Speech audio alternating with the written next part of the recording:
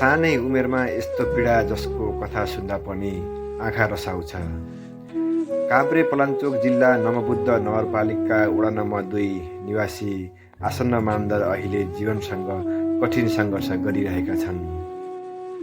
9 वर्षको उमेरमा अरू बालबालिका जस्तै खेल्ने, रमाउने र सपना देख्ने उमेरमा अहिले उहाँ अस्पतालको बेडमा जीवनसँग कठिन सङ्घर्ष गरिरहनु भएको छ।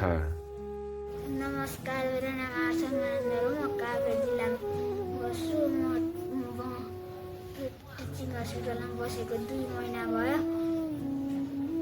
मेरो मृगौलामा समस्या छ।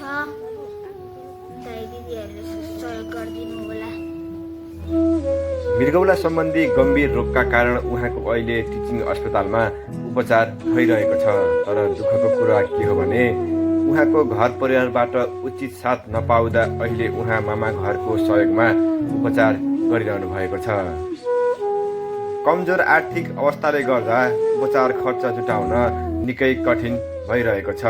तर अझै आशा भने मरेको छैन। तपाईँको सानो सहयोग र एउटा सेयर वा सानो साथले पनि एउटा निर्दोष बालकको जीवन बचाउन ठुलो मद्दत गर्न सक्छ। आज तपाईँले दिएको सानो साथ र सहयोगले भाइको जीवनमा फेरि मुस्कान फर्काउने आशा बन्न सक्छ। त्यसैले कृपया आफूले सक्दो सहयोग गरिदिनुहोला र यो भिडियोलाई धेरैभन्दा धेरैसम्म सेयर गरिदिनुहोला।